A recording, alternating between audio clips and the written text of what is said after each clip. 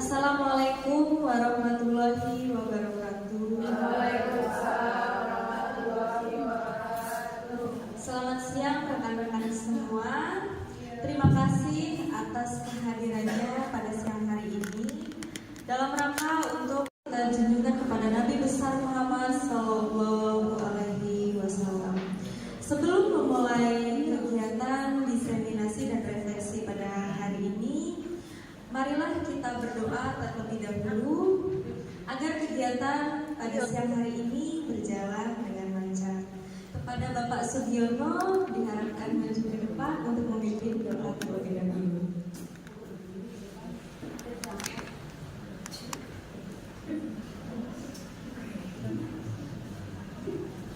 Bismillahirrahmanirrahim. Assalamualaikum warahmatullahi wabarakatuh. Waalaikumsalam. Teman-teman, mudah-mudahan nanti acara kita mudah-mudahan diberikan kelancaran. Marilah kita berdoa menurut kepercayaannya masing-masing. Kita berdoa mulai.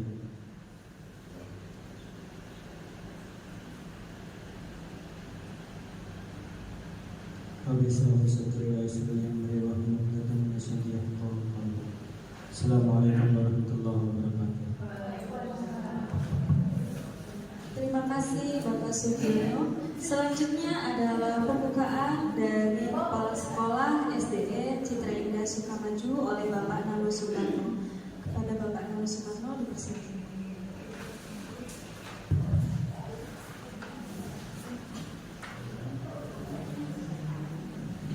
Bismillahirrahmanirrahim.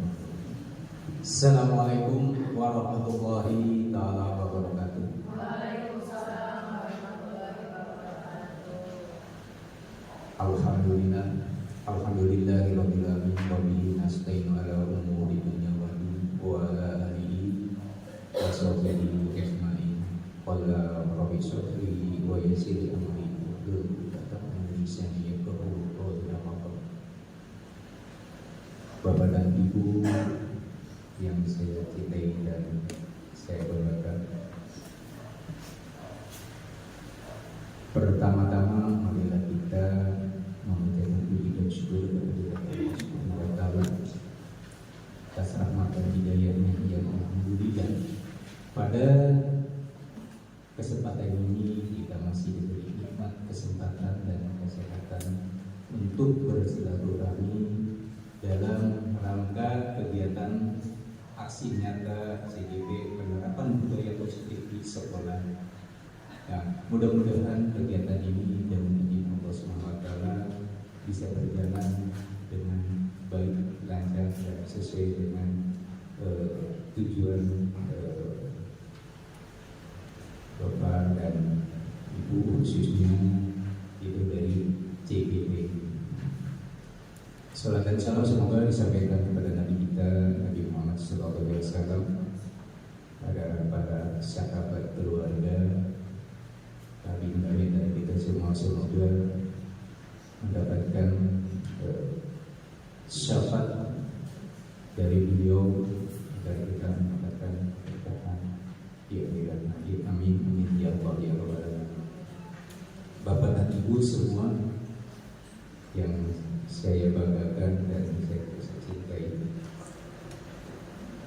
saya ucapkan terima kasih kepada Bapak dan Ibu yang sudah bisa berkumpul bersilaturahmi di tempat ini, dan alhamdulillah ini salah satu bentuk kerjasama di antara Bapak dan Ibu semua, antara Pak Sekolah dan CGP juga dan juga Bapak dan Ibu semua.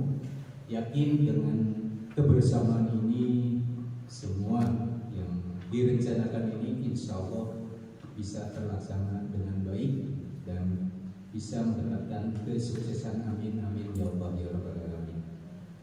Bapak dan Ibu yang saya hormati, mudah-mudahan dengan kegiatan yang dilaksanakan ini tentunya mengarahnya pada khususnya kita semua, dan nanti memang untuk diterapkan di realisasikan kepada siswa siswa kita daripada kegiatan-kegiatan ini. Ya. Terutama di sini yang perlu kita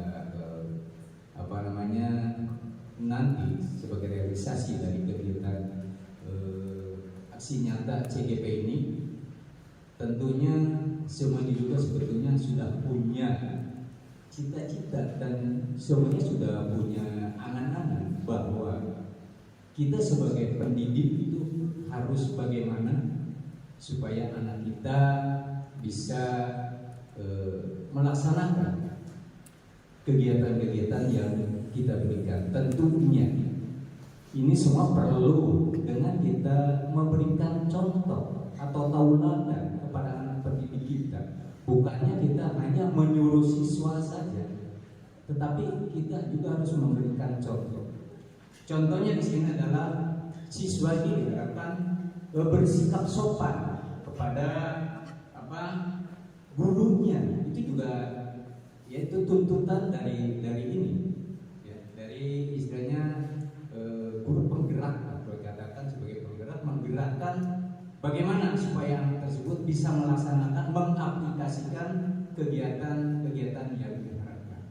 Ya, tadi contohnya siswa bersikap sopan, berarti kita memberikan contoh dulu kepada siswa seperti itu. Dan untuk selanjutnya juga kita dalam melaksanakan kinerja, ini contoh kerja bakti rutin, itu juga dicapai sama kita, bukan kita hanya menyuruh kepada siswa atau persanding tetap kita melihat yang disebutkan dengan kerja bakti itu seperti apa.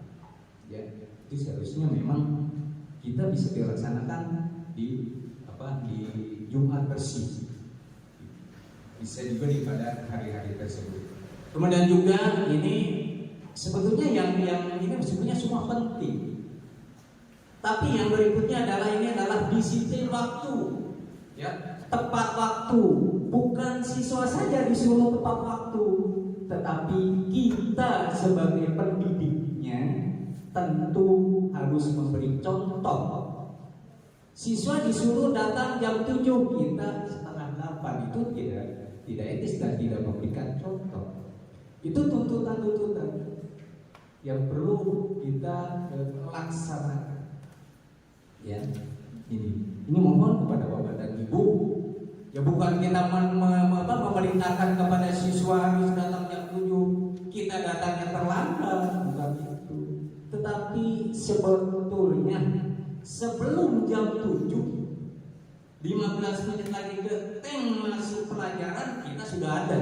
Sebetulnya seperti itu. Ya sekurang-kurangnya ya kurang 5 menit sebelum masuk. Kalau jam 7 kita jadwalkan anak masuk, tepat jam 7 anak, kitanya nggak tepat. Ini yang belum sebetulnya ya maaf saja ini masih ada ya yang istilahnya kurang tepat, tidak sesuai dengan harapannya. Bapak Ibu sering bilang masuk jam 7, kalian tepat jam 7 sudah ada di kelas. Itu kan ya karena nyuruh tapi kita kurang. Itu yang tidak diharapkan, yang kurang ya. Kemudian jujur, insya Allah kita semua jujur, tergantung kepada hati nurani kita untuk kejujuran tersebut. Nah, dengan seperti yang Bapak sampaikan, kadang-kadang ya namanya kejujuran itu kita bisa terlahir memang dari hati nurani dari kita sendiri. Ya. Nah, disitulah marilah kita bersama-sama merubah sikap kita sebelum ke anak. Kalau menurut Bapak, mentaati peraturan tata tertib di sekolah itu anak. Gitu. Tetapi kitanya juga harus seimbang sebetulnya. Karena nyuruh tata tertib ini tapi kita kurang. Ya. Kemudian juga ya saling menghargai, toleransi. Anak disuruh bertoleransi di antar teman. Kita juga ya sama harus memberikan contoh ke anak. Tapi alhamdulillah kalau menurut pengamatan atau sehari-hari di sini ya alhamdulillah untuk guru tidak ada kelompok Tetapi kita tetap memberikan contoh sebagaimana yang diharapkan yang diharapkan oleh kita semua, terutama ini yang sekarang yang lagi mengadakan aksi untuk CGP ya. Ini tentu kita harus saling mendukung semua. Nanti siapa tahu tahun depan yang lain masuk CGP. Sekarang kan Bu Sari dan Bu Weni yang masuk ke CGP. Siapa tahu tuh tahun depan ada lagi. Tapi mudah-mudahan semuanya masuk. Ya. Bapak doakan semua masuk. Dan harus punya kemauan, bukan diperintah atau didorong-dorong, bukan. Tetapi harus dari kemauan dari diri kita untuk menjadikan kita maju, menjadi guru hebat. Kalau sekarang hanya guru hebat, ya, kalau namanya guru hebat berarti bukan istilah memang bisa menguasai semuanya, tetapi kita tetap dengan proses pembelajaran atau belajar. Tuh, ya. Kemudian juga kita harus tanggung jawab. Anak disuruh tanggung jawab, kita juga harus bertanggung jawab pada anak. Contohnya tanggung jawab juga kita harus ditimbulkan, diperlihatkan kepada anak, diperintah tanggung jawab. Nah, kalau kasih tugas, tolong isi, kamu tanggung jawab ya di rumah isi. Pas begitu, karena kita memerintah, pas anak mengerjakan tanggung jawab anak, kita tidak memeriksa hasilnya. Itu juga ya, tanggung jawab. Kemudian juga ini adalah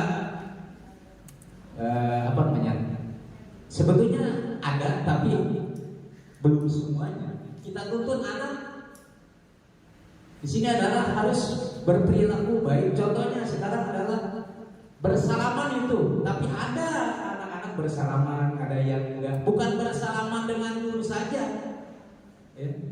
Itu dituntut. Anak dengan anak juga bersalaman, ya. Menyapa itu juga ya dari kita juga ya. Kalau kita sih sudah, cuma penerapan itu memang susah. Tetapi kita sedikit demi sedikit akhlak karimah anak itu kita bimbing, kita rubah. Ya memang tidak mungkin 1 hari 2 hari anak bisa berubah. Tetap kita dengan kegigihan, dengan niat kita istilahnya anak ingin lebih baik dari yang sudah-sudah, meninggalkan yang kurang baik, laksanakan yang baik. Ya, yang itu. Nah, itu yang bersalaman dengan guru juga dengan guru ya, terutama bapak sih kalau ketemu bapak anak juga bersalaman, alhamdulillah gitu kan.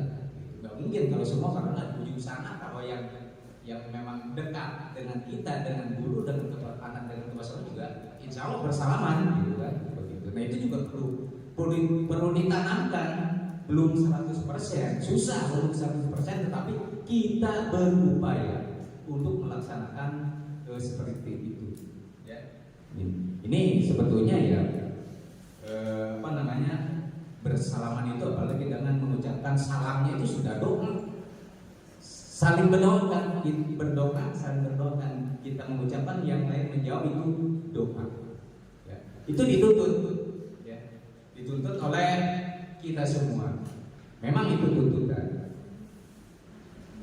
Dan juga di sini ya yang perlu kita menyadari, kita sadari, anak dituntut untuk melaksanakan kebersihan, membuang sampah pada tempatnya. Itu juga tuntutan. Itu juga tujuan daripada aksi nyata ini. Tujuan dari aksi nyata.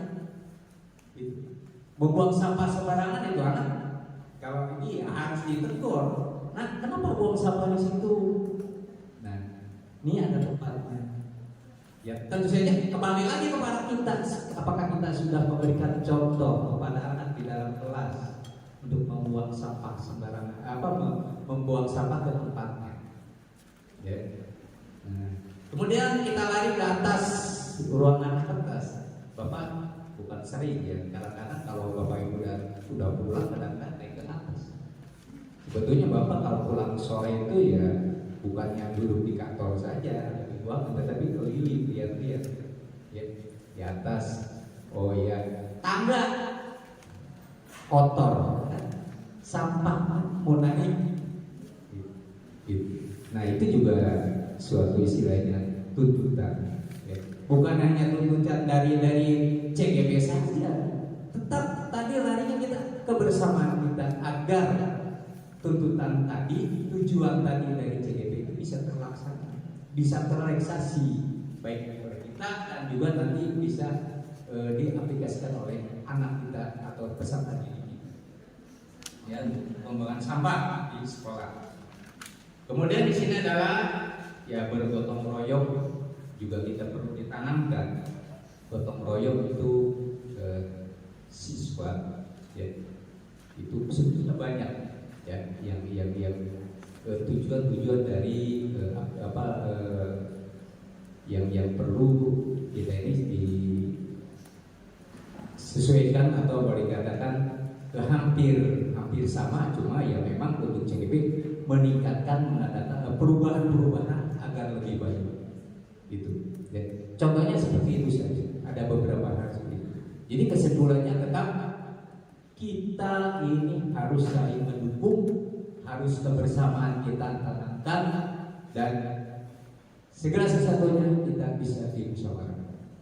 Ya, ini juga memang untuk kegiatan ini ya ini sudah salah satu bentuk kerjasama antara sekolah dengan CGP, karena sebelum ini juga sudah kasih tahu, sudah ada laporan ada kegiatan ini.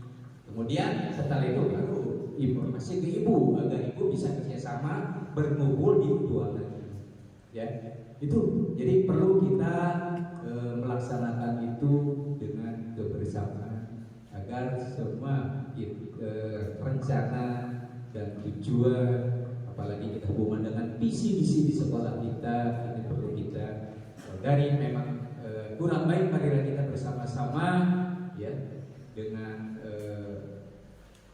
semua warga ada di sekolah di sini ya, yang melalui istilahnya ya dengan adanya aksi nyata CGP ini mudah-mudahan kita semua bisa meningkatkan prestasi baik di pendidikan baik di non pendidikan ya. Artinya bukan hanya untuk pendidikan saja prestasinya, tetapi di bidang lingkungan juga marilah kita bersama-sama untuk melakukan perbaikan-perbaikan. Memang tidak mudah, tentu saja harus ada program-program tertentu. Hubungannya itu adalah memang dengan Tuhan. Ya, itu saja sebagai sambutan atau pembukaan dari kegiatan ini. Mudah-mudahan kita semua diberikan petunjuk oleh Allah Subhanahu wa taala, dan mudah-mudahan para CGP ini bisa melaksanakan program-program yang tadi programnya dengan baik, lancar, dengan dukungan dari Bapak dan Ibu semua. Itu saja. Wassalamualaikum warahmatullahi taala wabarakatuh.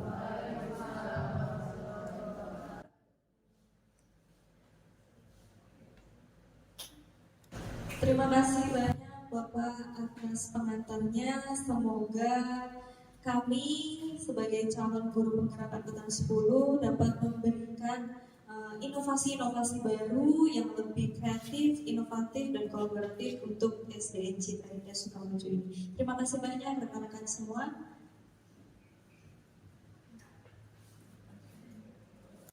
Assalamualaikum warahmatullahi wabarakatuh. Puji syukur kita panjatkan kehadiran Allah Subhanahu wa taala. Kita masih diberi kesempatan untuk duduk bersama di sini untuk mendengarkan diseminasi dari calon guru penggerak angkatan 10 yaitu Bu Sari Maulani. Salawat dan salam kita curahkan ke junjungan besar Nabi Muhammad Sallallahu Alaihi Wasallam, karena pada hari ini kita masih diberi kesempatan untuk bisa berkumpul di tempat yang mulia ini. Ya, pada kesempatan hari ini kita akan mendengarkan diseminasi tentang budaya positif yang akan disampaikan oleh Ibu Sari Maulani. Pada Ibu Sari dipersilakan. Terima kasih Bu Weni. Selamat siang rekan-rekan semua. Assalamualaikum warahmatullahi wabarakatuh.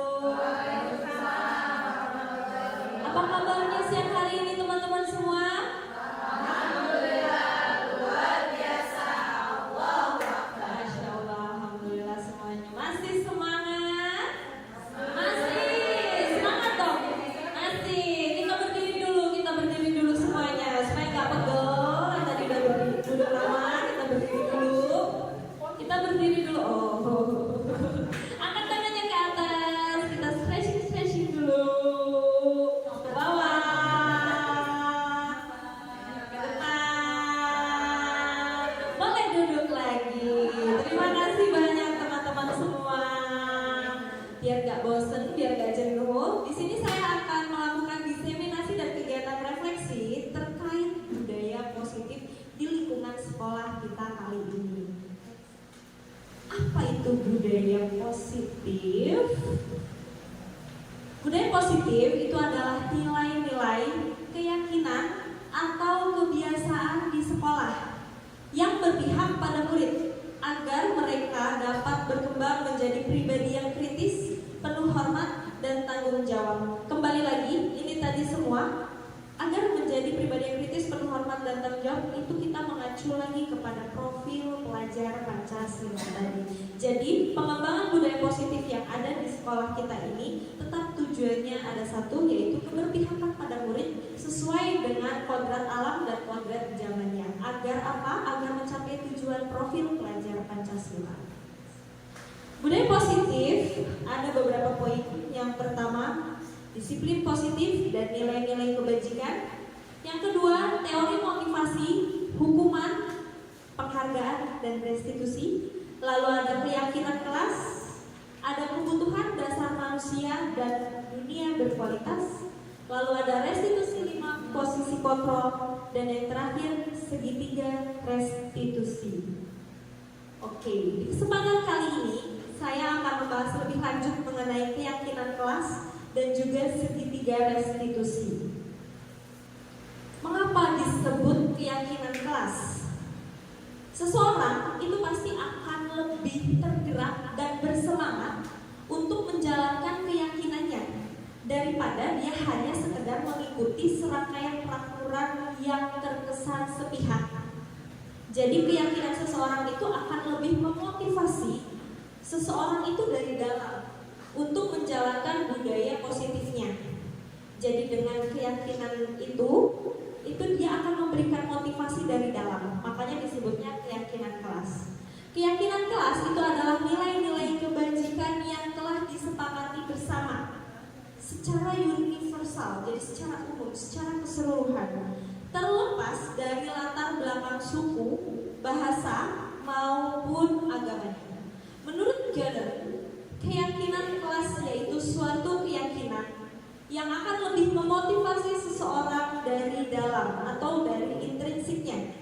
Seseorang itu akan lebih bersemangat untuk menjalankan keyakinan daripada hanya sekedar mengikuti serangkaian peraturan. Nah, ini terkadang ada beberapa orang yang berpendapat peraturan itu dibuat untuk dilanggar. Nah, dari segi itu tadi, makanya terciptalah keyakinan kelas, agar seseorang tersebut itu meyakini dari dalam dirinya bahwa suatu kedisiplinan atau budaya positif itu dapat menciptakan suatu budaya positif dalam kesehariannya mereka.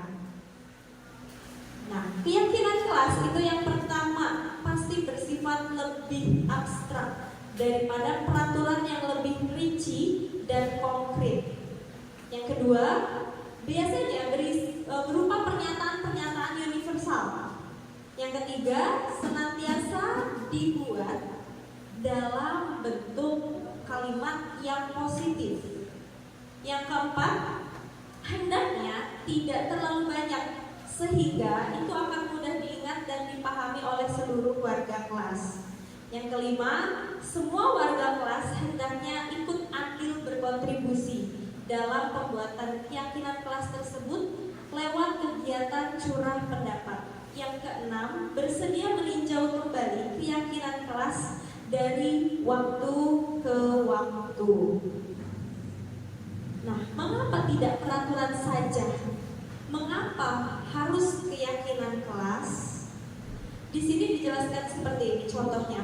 Mengapa kita memiliki peraturan harus menggunakan helm bila mengendarai kendaraan roda 2? Mengapa kita memiliki peraturan 3M, menggunakan masker, mencuci tangan, menjaga jarak 1,5 meter? Mengapa kita memiliki peraturan harus datang tepat waktu pada saat ikut pelatihan? Di sini untuk mendukung motivasi intrinsik, kembali ke nilai-nilai keyakinan. Lebih menggerakkan seseorang dibandingkan daripada dia mengikuti peraturan-peraturan. Jadi di sini contohnya ada peraturan dan ada keyakinan kelas. Contoh peraturan, selalu kembalikan buku ke tempatnya. Ini dapat kita ganti menjadi keyakinan kelasnya itu adalah tanggung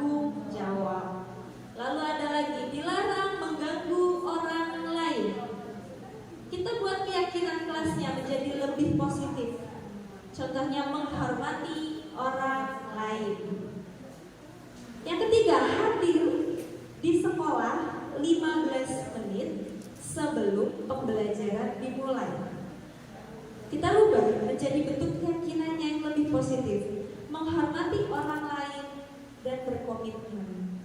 Ada lagi, dilarang melakukan kekerasan. Kita rubah menjadi bentuk keyakinan yang lebih positif, keselamatan dan menghormati orang lain. Ada lagi, dilarang menggunakan narkoba. Dalam bentuk keyakinan kelasnya, kesehatan, lebih simpel.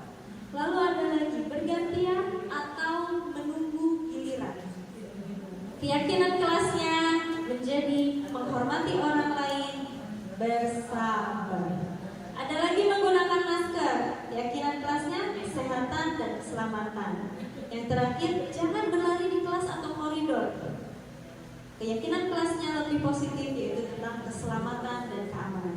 Jadi dalam penentuan keyakinan kelas itu kita tidak menggunakan yang negatif, tapi kita harus yang positifnya. Seperti jangan berlari, itu kan negatif.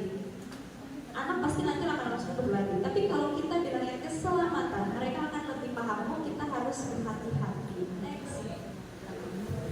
Langkah dalam membuat keyakinan kelas. Bapak dan Ibu semua, dalam membuat keyakinan kelas biasanya itu dilaksanakan di awal tahun ajaran baru, saat kita berjumpa murid-murid baru di kelas kita. Yang pertama, kita membuka ruang diskusi bersama murid-murid kita. Yang kedua, catat hasil diskusi siswa tersebut. Setelah dicatat, dikumpulkan, lalu merumuskan keyakinannya bersama-sama. Setelah itu ditinjau ulang. Yang kelima, membuat pernyataan keyakinan bersama. Yang keenam, memajang poster keyakinan kelas. Bisa kita pajang di kelas. Biasanya saya di kelas itu saat tahun ajaran baru, saya diskusi, saya memberikan sticky note kepada anak-anak. Mereka menuliskan apa yang ingin kita yakini bersama di kelas kita ini selama 1 tahun ke depan. Mereka akan mengumpulkan sticky note tersebut, lalu kita rumuskan bersama, kita tinjau apakah kalian sepakat untuk membuat keyakinan kelas seperti ini. Setelah itu baru kita bisa memajang poster keyakinan kelas kita. Rumusan keyakinan, contohnya percaya diri. Di sini pernyataan keyakinannya berarti setiap murid di kelas itu berhak memimpin secara bergantian. Jadi tidak identik tidak oleh ketua kelas saja, tapi di kelas tersebut bisa secara bergantian oleh teman-teman lainnya diberikan tanggung jawab amanah untuk memimpin secara bergantian. Sehingga timbullah rasa percaya diri dari setiap anak tersebut untuk dapat memimpin, mengayomi teman-temannya semua dalam satu kelas tersebut. Nah, ini adalah contoh kesepakatan kelas di kelas 5B yang kami buat pada waktu tahun ajaran kemarin, dan kebetulan saya meng-screenshot ini. Ini adalah contoh yang kami buat bersama dengan teman-teman satu kelas kami. Selanjutnya segitiga restitusi. Ibu-ibu tadi sudah mendengarkan materi mengenai 5 posisi kontrol guru. Yang pertama ada penghukum. Lalu yang kedua, pembuat rasa bersalah. Yang ketiga, teman. Yang keempat, pemantau. Dan yang kelima, manajer. 5 posisi kontrol guru itu tadi tersebut itu saling berkaitan di dalam segitiga restitusi ini. Restitusi, apa itu restitusi? Restitusi itu adalah proses menciptakan kondisi bagi murid untuk memperbaiki kesalahan mereka, sehingga mereka bisa kembali ke kelompok mereka dengan karakter yang lebih kuat. Jadi segitiga ini memiliki 9 ciri-cirinya. Yang pertama, bukan untuk menebus kesalahan, namun untuk belajar dari kesalahan tersebut. Jadi siswa tersebut tidak kita tekankan untuk menebus kesalahan dia, tapi dia di sini belajar dari kesalahan untuk memperbaikinya. Yang kedua, untuk memperbaiki hubungan. Ketiga, di sini berupa tawaran, bukan paksaan. Yang keempat, restitusi itu menuntut untuk melihat ke dalam diri anak. Kita gali motivasinya, unsur intrinsiknya dari dalam dia. Yang kelima, restitusi mencari kebutuhan dasar yang mendasari tindakan dari anak tersebut. Keenam, restitusi diri adalah cara yang paling baik. Ketujuh, restitusi fokus pada karakter, bukan tindakan. Yang kedelapan, restitusi itu berfokus pada solusi. Kesembilan, restitusi mengembalikan murid yang berbuat salah agar kembali kepada kelompoknya. Apa tujuan dari segitiga restitusi ini? Yang pertama, agar guru mengetahui restitusi sebagai salah satu cara menanamkan disiplin positif pada murid sebagai bagian dari budaya positif. Kedua, guru dapat menerapkan restitusi dalam membimbing murid berdisiplin positif agar menjadi murid yang merdeka. Ketiga, guru dapat menganalisis dengan sikap reflektif dan kritis penerapan disiplin positif di lingkungan sekolah ini. Nah, Bapak dan Ibu, ini adalah gambaran segitiga restitusi. Yang pertama, pasti kita akan menstabilkan identitas. Setiap orang pasti pernah melakukan kesalahan. Kamu bukan satu-satunya yang pernah melakukan ini. Setelah ini, kita validasi kebutuhannya.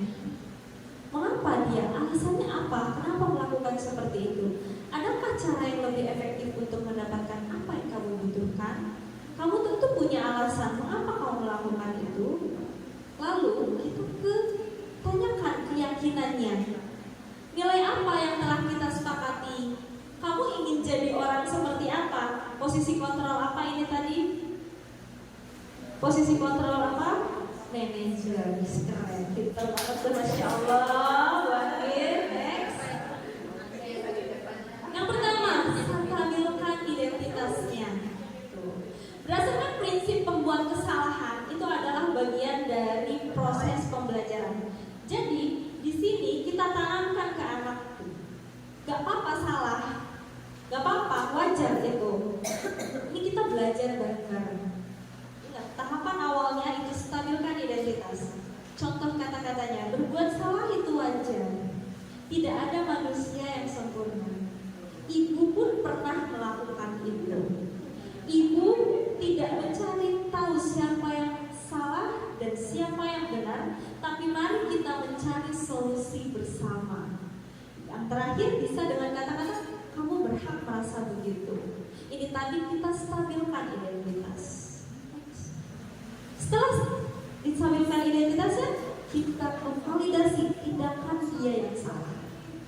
Berdasarkan prinsip, setiap perilaku itu pasti memenuhi kebutuhan tertentu. Pasti ada yang mendasari mengapa si anak itu bisa berbuat seperti itu. Yang pertama, kata-katanya contohnya, kamu pasti punya alasan melakukan itu. Yang kedua, padahal kamu bisa melakukan yang lebih buruk dari ini ya. Yang ketiga, kamu melakukannya karena mempertahankan sesuatu yang penting bagi kamu ya. Ini adalah contoh-contoh dari penerapan validasi tindakan yang salah dari seorang anak. Setelah distabilkan identitasnya tadi, kita validasi. Kita tanya dulu, kita gali dulu alasannya. Next. Selanjutnya, tanyakan tindakannya. Berdasarkan prinsip teori kontrol, bahwa pada dasarnya kita itu termotivasi secara intrinsik. Jadi termotivasi dari dalam. Di sini kita menanyakan keyakinannya. Posisi kita adalah sebagai manajer. Apa keyakinan kelas kita? Nilai apa yang telah disepakati bersama? Kamu mau menjadi orang yang seperti apa? Di sini kita gali intrinsiknya, kita gali dari dalamnya. Bagaimana keyakinannya dia? Kita gali di sini. Nanti anak akan menjabarkan sendiri Di sini, oke, di sini kemarin di kelas 5 saya ada satu kasus. Jadi ada 2 anak. Yang perempuan mengirimkan pesan spam kepada yang laki-laki, panjang gitu kan. Nah, yang laki-laki merasa terganggu karena kirimin pesan seperti itu terus, dan keluarlah kata-kata yang tidak pantas dan tidak wajar untuk diucapkan dalam pesan tersebut. Di sini saya menerapkan contoh mengimplementasikan dari segitiga restitusi. Terjadi kemarin, coba ceritakan dulu dari versi awal.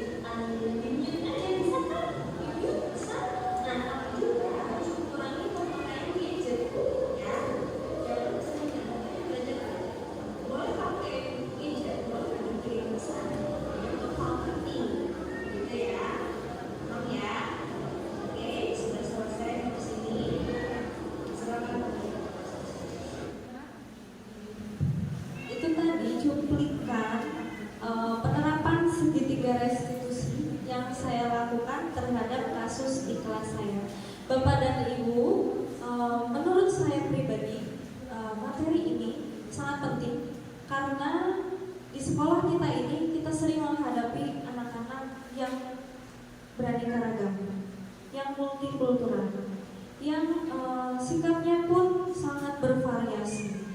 Kasus di sekolah atau di kelas itu pasti ada aja. Dan bagaimana Bapak dan Ibu menghadapinya? Marilah kita bisa sama-sama belajar untuk menerapkan posisi manajer tadi seperti yang telah disampaikan sebelumnya. Dan dengan posisi manajer tadi, mari kita menerapkan juga segitiga restitusi ini tadi. Kita stabilkan dulu, validasi, baru yang terakhir tahapan 3 tadi.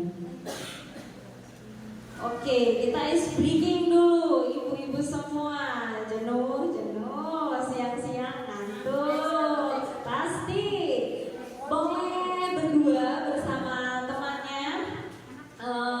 Kita tumpuk tangannya seperti ini. Berdua. Yes. Nah, jejak ya. Jejak ya itu perlu berdiri tidak? Perlu berdiri tidak? Miss berdiri tidak? Jejak ya. Oke, di sini kalau saya bilang up, berarti tangan yang paling bawah itu naik ke atas, pindah ke atas. Tapi kalau saya bilang down, itu berarti tangan yang paling atas turun ke bawah. Kalau bilang lagi option ketiga, kalau saya bilang shake, berarti kita goyang.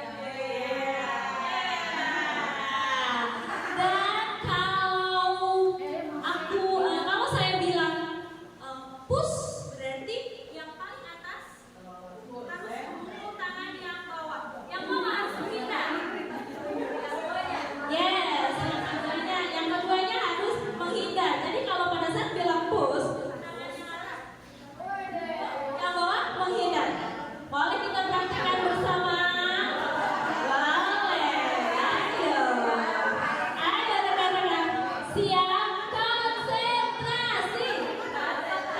Dimulai. Oke, siap. Ayo Bu Yosi, udah siap? Zigzag guys, zigzag. Oke. Belum. Coba. Kita up. Guys, ini baru mulai dulu, nggak salah. Konsentrasi ya, kita konsentrasi. Down. Nah, makanya agak ngambang ya, jangan itu agak ngambang. Up. Ya. Kita shake. Up.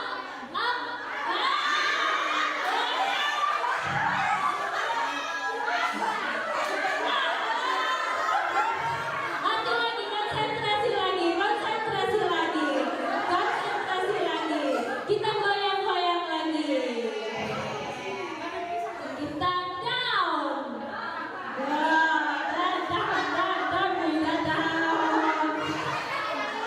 Sekali lagi. Up. Push.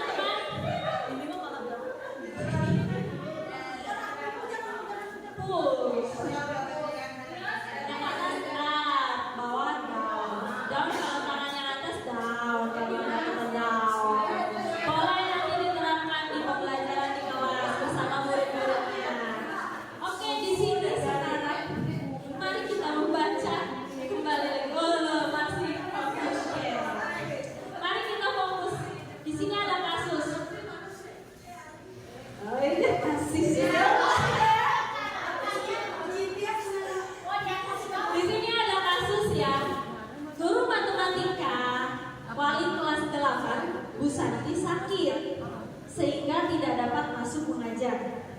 Akhirnya ada guru pengganti nih, Bu Eni.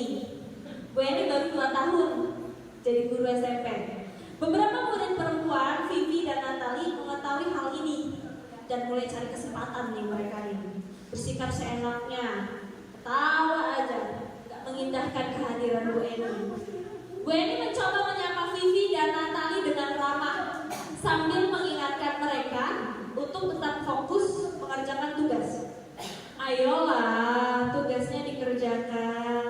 Nanti ibu ditegur sama bapak kepala sekolah nih kalau kalian tidak mengerjakan tugas. Tolong bantu ibu ya. Tapi Vivi dan Natali ini malah makin ketawa-tawa aja nih. Ibu santai aja bu. Mereka tetap tidak mengerjakan tugas dan malah ngobrol. Besok harinya Ibu Santi manggil Vivi dan Natali serta menanyakan tentang laporan dari Bu Eni tadi. Bu Santi menanyakan, apakah mereka bersedia memperbaiki permasalahan yang ada? Vivi dan Natali ini ragu-ragu awalnya dan membela diri. Namun pada akhirnya mengatakan akan meminta maaf. Ibu Santi menanggapi bahwa tindakan itu boleh aja dilakukan bila mereka sungguh-sungguh ingin minta maaf. Namun Ibu Santi menanyakan kembali apa yang mereka bisa lakukan untuk menggantikan rasa tidak dihormati Ibu Santi. Baik Vivi maupun Natali mengakui bahwa perilaku mereka itu tidak sesuai dengan keyakinan kelas. Bu Santi melanjutkan kembali apa yang akan mereka lakukan untuk memperbaiki masalah. Adakah gagasannya? Setelah mereka berpikir sejenak, Natali dan Vivi mengusulkan, bagaimana kalau mereka mengadakan sebuah diskusi kelompok dengan teman-teman sekelasnya. Tema yang mereka pilih adalah penerapan keyakinan kelas, terutama tentang sikap saling menghormati dan bagaimana penerapannya di kehidupan sehari-hari di sekolah mereka. Usulan kedua adalah mengirim email kepada Bu Eni mengenai ide gagasan mereka tersebut. Mereka pun memberitahu Bu Eni bahwa mereka telah memberitahu kepala sekolah Pak Hasan bila lain kali waktu ada ketiadaan guru, maka mereka akan mengusulkan Bu Eni sebagai penggantinya. Jadi ini ada kasus terkait guru yang tidak masuk diisi oleh guru pengganti, akan tetapi murid-murid di kelas tersebut bersikap tidak sopan, tertawa-tawa, tidak mengerjakan tugas, bahkan mengobrol ketika diisi guru pengganti tersebut. Di sini gurunya menanyakan kepada muridnya, apakah kamu bersedia untuk memperbaikinya? Dari kasus ini ada beberapa pertanyaan. Dari kasus di atas, langkah restitusi apa yang sudah dijalankan oleh Bu Santi? Bu Santi sudah menjalankan restitusi apa tadi? Lalu, menurut Anda, apakah restitusi yang diusulkan Vivi dan Natali tadi itu sudah sesuai belum dengan pelanggaran yang mereka buat? Lalu apakah tadi dari kejadian tadi langkah restitusi yang telah diusulkan oleh mereka? Yang ketiga, dalam kasus di atas, posisi apakah yang telah diambil oleh Ibu Eni? Tadi Ibu Eni dalam menangani Vivi dan Natali sebagai apa berdasarkan kata-kata beliau tadi? Yang terakhir, jika Anda adalah Pak Hasan, bagaimana Anda menyikapi langkah yang ditempuh oleh Ibu Santi? Dari soal yang pertama, dari kasus di atas, langkah restitusi yang telah diterapkan oleh Ibu Santi, pasti yang pertama itu dia menstabilkan identitas terlebih dahulu. Dari kasus tersebut, Ibu Santi telah menanyakan apakah mereka bersedia melakukan memperbaiki masalah yang terjadi. Vivi dan Natali sempat ragu dan membela diri, namun pada akhirnya mengatakan meminta maaf.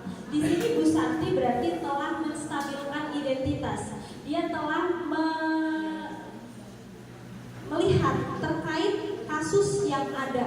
yang terjadi di kelas Ibu Santi selama beliau tidak ada. Setelah dia menstabilkan identitas, dia telah memastikan, lalu dia lanjut ke validasi tindakan. Bu Santi menanyakan kembali apa yang mereka bisa lakukan untuk menggantikan rasa tidak dihormati Bu Santi. Baik Vivi maupun Natali mengakui bahwa perilaku mereka tidak sesuai dengan keyakinan kelas. Di sini Bu Santi memvalidasi murid-muridnya. Benar nggak mereka begitu? Ini harus bagaimana ini? Setelah itu Bu Santi baru menanyakan keyakinannya. Bu Santi melanjutkan kembali apa yang akan mereka lakukan untuk memperbaiki masalah. Apakah ada gagasan? Di sini Bu Santi menanyakan keyakinan mereka. Yang kedua, menurut Anda, apakah restitusi yang diusulkan Vivi dan Natali sudah sesuai? Dari kasus tersebut tadi, kasus yang diusulkan oleh Vivi dan Natali itu berarti sudah sesuai dengan pelanggaran yang terjadi. Karena Vivi yang pertama mengusulkan, mereka ingin mengadakan diskusi bersama teman-teman satu kelasnya dengan tema yang akan mereka angkat, yang akan mereka pilih itu tentang penerapan keyakinan di kelas mereka, terutama tentang sikap saling menghormati dan bagaimana penerapannya di kehidupan sehari-hari mereka di sekolah. Nah, di sini Vivi dan Natali itu ingin mengajak teman-temannya untuk memperbaiki sikap mereka dengan mengusung saling menghormati dan mengimplementasikannya selama di kehidupan sehari-hari di sekolah mereka. Lalu ada usulan kedua dari Vivi dan Natali. Mereka akan mengirimkan email kepada Ibu Eni tentang gagasan mereka tersebut. Jadi mereka ini ingin menceritakan kepada Bu Eni gagasan mereka. Mereka pun memberitahu Ibu Eni bahwa mereka telah memberitahu kepala sekolah mereka, yaitu Pak Hasan, jika lain kali gak ada guru, mereka ingin mengusulkan Bu Eni untuk sebagai guru pengganti. Jadi kalau nanti gak ada guru, mereka ingin memperbaiki sikap mereka. Mereka ingin menunjukkannya kepada Bu Eni dengan cara mereka tadi Bu Eni diminta mengisi kelas mereka jika tidak ada guru. Next. Dalam kasus di atas, posisi yang diambil oleh Bu Eni itu tadi sebagai pembuat rasa bersalah. Bu Eni berkata dalam percakapan tersebut, ayolah tugasnya dikerjakan. Nanti ibu ditegur nih sama bapak kepala sekolah kalau kalian gak mengerjakan tugas. Di situ terlihat jelas sekali kalau Bu Eni ingin menerapkan rasa bersalah kepada diri anak-anak yang Vivi Natali tadi tersebut. Tapi ada juga dia sebagai teman. Terlihat dalam percakapan, tolong bantu ibu ya. Jadi ada dua posisi, dia membuat rasa bersalah juga, dia sebagai teman juga.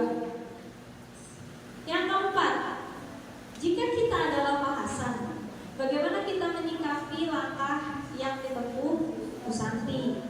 Kalau kita Pak Hasan, pasti kita akan, kalau saya pasti akan menyetujui dan mengapresiasi serta mendukung langkah-langkah yang dilakukan oleh Bu Santi, karena sudah tepat dan sesuai dengan langkah-langkah segitiga restitusi tersebut. Jadi ibu-ibu bisa menerapkan nih segitiga restitusinya di kelas. Mari kita sama-sama coba menerapkan segitiga restitusi.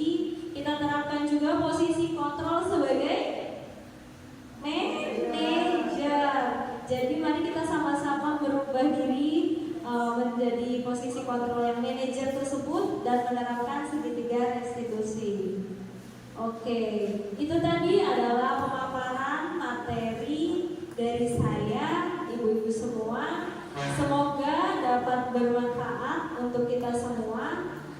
Satu kata yang selalu menjadi motivasi dari saya yaitu small progress is the progress. Jadi walaupun progresnya kecil, tapi itu tetap adalah sebuah proses. Jadi mari Bapak dan Ibu semua kita berproses bersama menuju ke arah yang lebih baik. Supaya apa? Supaya terciptanya kegiatan pembelajaran yang berpihak kepada murid. Mari kita melayani murid.